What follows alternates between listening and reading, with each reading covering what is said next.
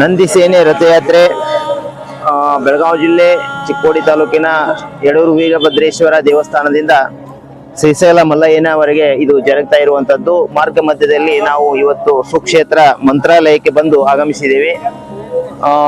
ಈಗಾಗಲೇ ನಾವು ನೂರಾರು ಗ್ರಾಮಗಳು ಹಾಗೂ ನಗರಗಳ ಮುಖಾಂತರ ಹಾಯ್ದು ಈ ಒಂದು ಸ್ಥಳವನ್ನು ತಲುಪಿರುವುದಿದೆ.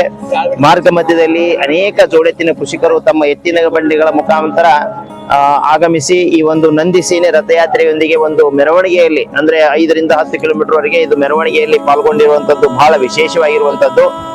ಅದ್ರ ಜೊತೆಯಲ್ಲಿ ನಾವು ಎಲ್ಲೆಲ್ಲ ಬೇರೆ ಬೇರೆ ನಗರಗಳಲ್ಲಿ ಗ್ರಾಮಗಳಲ್ಲಿ ಒಂದು ಸಮಾವೇಶವನ್ನ ಹಮ್ಮಿಕೊಂಡಿದ್ದೇವೆ, ರೈತ ಸಮಾವೇಶಗಳನ್ನ. ಆ ಸಂದರ್ಭದಲ್ಲಿ ನಮಗೆ ತಿಳಿದು ಬಂದಂತ ವಿಷಯ ಏನು ಅಂತಂದ್ರೆ, ಪ್ರತಿಯೊಂದು ಗ್ರಾಮಗಳಲ್ಲಿ ಇವತ್ತು ನಂದಿ ಸಂಪತ್ತು ಎಷ್ಟೆಲ್ಲ ಕ್ಷೀಣಿಸ್ತಾ ಹೋಗ್ತಾ ಇದೆಯೋ ಅಷ್ಟೆಲ್ಲ ರೋಗ ರುಜಿನಗಳು ಗ್ರಾಮಗಳಲ್ಲಿ ಹೆಚ್ಚಿಗೆ ಆಗ್ತಾ ಇದೆ ಅನ್ನುವಂಥದ್ದನ್ನ ಆ ಗ್ರಾಮದ ಗುರು ಹಿರಿಯರು ಮತ್ತು ಗ್ರಾಮದಲ್ಲಿರುವಂತಹ ಯುವಕರು, ಗ್ರಾಮದಲ್ಲಿರುವಂತಹ ಈ ಮಹಿಳೆಯರು ಎಲ್ಲರೂ ಕೂಡ ಹೋಗ್ತಾ ಇರುವಂತಹದ್ದು ಅಂದ್ರೆ ಅರ್ಥ ಏನು ಅಂತಂದ್ರೆ, ಇನ್ನು ಮುಂದಿನ ದಿನಗಳಲ್ಲಿ ನಮ್ಮ ಗ್ರಾಮದ ಭವಿಷ್ಯ, ರಾಜ್ಯದ ಭವಿಷ್ಯ, ಈ ದೇಶದ ಭವಿಷ್ಯ ಈ ಒಂದು 4 ಕಾಲಿನ ಬಸವಣ್ಣಗಳ ಸಂತತಿ ಮೇಲೇನೆ ನಿಂತಿದೆ ಎನ್ನುವಂಥದ್ದು ಅಷ್ಟೇ ಸ್ಪಷ್ಟವಾಗಿ ತಿಳಿತಾ ಇರುವಂತದ್ದು.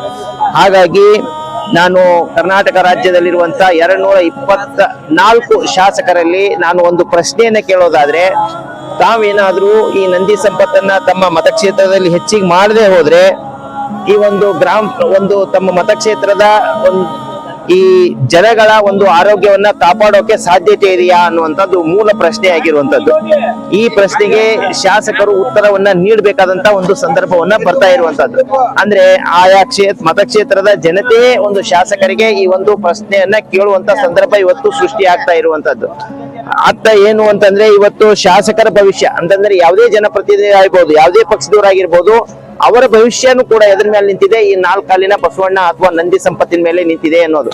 ಅಂದ್ರೆ ಎಷ್ಟೆಲ್ಲ ಇದು ಕ್ಷೀಣಿಸ್ತಾ ಹೋಗ್ತದೋ ಅಷ್ಟೆಲ್ಲಾನು ದೈಹಿಕ ಸಮಸ್ಯೆ, ಮಾನಸಿಕ ಸಮಸ್ಯೆ, ಈ ರೀತಿ ಒಂದು ಆಧ್ಯಾತ್ಮಿಕ ಸ್ತರದಲ್ಲಿನೂ ಕೂಡ ಸಮಸ್ಯೆಗಳು ಹೆಚ್ಚಾಗ್ತಾ ಹೋಗಿ ಕೊನೆಗೆ ಯಾವ ನಾಯಕರಿಗೂ ಕೂಡ ಒಂದು ಸಮಾಜವನ್ನ ನಿರ್ವಹಿಸುವಂತ ಒಂದು ಏನಾಗ್ತದೆ, ಒಂದು ವ್ಯವಸ್ಥೆನೇ ನಾಶ ಆಗೋದು ಅನ್ನುವಂಥದ್ದು. ಹಾಗಿದ್ರೆ ಈ ಒಂದು ರಾಜಕೀಯ ನಾಯಕರಿಗೆ ಈ ನಂದಿ ಸಂಪತ್ತನ್ನು ಉಳಿಸದೆ ಅವ್ರಿಗೆ ಏನಾದ್ರೂ ಒಳ್ಳೆಯ ಭವಿಷ್ಯ ಇದೆಯಾ ಅನ್ನುವಂಥದ್ದು ಮೂಲ ಪ್ರಶ್ನೆ ಆಗಿರುವಂತದ್ದು. ಹಾಗಾಗಿ ಈ ಭಾರತ ದೇಶದ ಇತಿಹಾಸ, ವಿಜ್ಞಾನ, ಅದೇ ರೀತಿ ವಚನ ಸಾಹಿತ್ಯ ಎಲ್ಲರ ಪ್ರಕಾರ ನೋಡಿದ್ರೆ ಈ ನಂದಿ ಸಂಪತ್ತನ್ನ ಉಳಿಸಿ ಬೆಳೆಸುವಂತಹ ನಾಯಕರಿಗೆ ಮಾತ್ರ ಒಳ್ಳೆ ಭವಿಷ್ಯ ಇದೆ ಅನ್ನುವಂಥದ್ದನ್ನ ತಿಳಿಸ್ತಾ ಇರುವಂತದ್ದು. ಆ ಒಂದು ಕಾರಣಕ್ಕಾಗಿ ಇನ್ನು ಮುಂದಿನ ದಿನಗಳಲ್ಲಿ ನಾವು ಎಲ್ಲಾ ಒಂದು ಪ್ರಜೆಗಳಿಗೆ ಒಂದು ವಿಚಾರವನ್ನ ತಿಳಿಸುವಂತದ್ದು ಏನು ಅಂತಂದ್ರೆ, ಇನ್ನು ಮುಂದೆ ಯಾವುದೇ ರಾಜಕೀಯ ನಾಯಕರಾಗಿರ್ಬೋದು, ಗ್ರಾಮ ಪಂಚಾಯತಿ ಸದಸ್ಯರಿಂದ ಸಂಸದರವರೆಗೆ ಯಾರು ಈ ನಂದಿ ಸಂಪತ್ತನ್ನ ಉಳಿಸಿ ಬೆಳೆಸೋದಕ್ಕೆ ಪೂರಕವಾದಂತಹ ಕಾನೂನು ಮತ್ತು ಯೋಜನೆಗಳನ್ನ ಜಾರಿಗೆ ತರ್ತೀವಿ ಅಂತೇಳಿ ಒಂದು ಸ್ಪಷ್ಟವಾದಂತ ಭರವಸೆಯನ್ನ ಕೊಡ್ತಾರೋ, ಅದಕ್ಕೆ ಬದ್ಧತೆಯನ್ನ ವ್ಯಕ್ತಪಡಿಸ್ತಾರೋ ಅವರಿಗೆ ನೀವು ಮತ ನೀಡ್ರಿ ಅನ್ನುವಂಥದ್ದು. ಅಂದ್ರೆ ಇಲ್ಲಿ ಪ್ರಜೆಗಳ ಜವಾಬ್ದಾರಿ ಎಷ್ಟಿದೆಯೋ ನಾಯಕರ ಜವಾಬ್ದಾರಿ ಇದೆ, ನಾಯಕರ ಜವಾಬ್ದಾರಿ ಎಷ್ಟಿದೆಯೋ ಪ್ರಜೆಗಳ ಜವಾಬ್ದಾರಿ ಕೂಡ ಅಷ್ಟೇ ಇದೆ ಅನ್ನುವಂಥದ್ದು. ಆಮೇಲೆ ನಾವು ದೂಷಣೆ ಮಾಡಿದ್ರೆ ಖಂಡಿತವಾಗಿನೂ ಪರಿಹಾರ ಅಲ್ವೇ ಅಲ್ಲ ಅಂತ. ಇವತ್ತು ತೈಲ ಶಕ್ತಿಯ ಕೊರತೆ ಆಗ್ತಾ ಇರುವಂತದ್ದು, ಹಾಗಿದ್ರೆ ಅದೇ ಒಂದು ಶಕ್ತಿಯನ್ನ ನಾವೇ ನಮ್ಮ ಗ್ರಾಮಗಳಲ್ಲಿ ಉತ್ಪಾದನೆ ಮಾಡಕ್ ಸಾಧ್ಯತೆ ಇದೆ ಅನ್ನುವಂಥದ್ದು. ನಂದಿ ಶಕ್ತಿ ಮುಖಾಂತರ ಗ್ಯಾಸ್ ಅನ್ನು ಉತ್ಪಾದನೆ ಮಾಡೋದು, ಅದೇ ರೀತಿ ವಿದ್ಯುತ್ತನ್ನು ಉತ್ಪಾದನೆ ಮಾಡೋದು, ನಮಗೆ ಬೇಕಾದಂತ ಎಲ್ಲ ಆರೋಗ್ಯ ವರ್ಧಕಗಳನ್ನ ನಮ್ಮ ಗ್ರಾಮಗಳಲ್ಲೇ ಉತ್ಪಾದನೆ ಮಾಡಕ್ ಸಾಧ್ಯತೆ ಇದೆ. ಹಾಗಾಗಿ ಜಗತ್ತಿನಲ್ಲಿ ಅತಿ ಹೆಚ್ಚು ಇವತ್ತು ನಂದಿ ಸಂಪತ್ತು ಭಾರತ ದೇಶದಲ್ಲಿದೆ. ಅದನ್ನ ನಾವು ಸದ್ಬಳಕೆಯನ್ನ ಮಾಡ್ಕೊಂಡಿದ್ದೆ ಆದ್ರೆ ಈ ರಾಷ್ಟ್ರವನ್ನ ನಾವು ಜಗತ್ತಿನಲ್ಲಿ ವಿಶ್ವ ಗುರುವಾಗಿ ನಾವು ಏನ್ ಮಾಡ್ಬೋದು, ಇದನ್ನ ಅಭಿವೃದ್ಧಿ ಪಡಿಸಬಹುದು, ಆ ಸಾಧ್ಯತೆ ಇದೆ.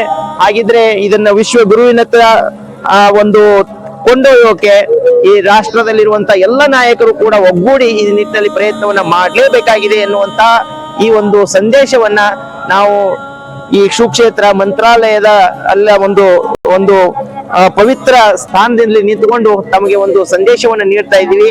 ಇದು ಯಾರ ಪರ ಮತ್ತು ಯಾರ ವಿರುದ್ಧವಾದಂತ ವಿಚಾರವೂ ಕೂಡ ಅಲ್ವೇ ಅಲ್ಲ ಅನ್ನುವಂಥದ್ದು. ಇದು ಎಲ್ಲರ ಭವಿಷ್ಯದ ವಿಚಾರ ಆಗಿರುವ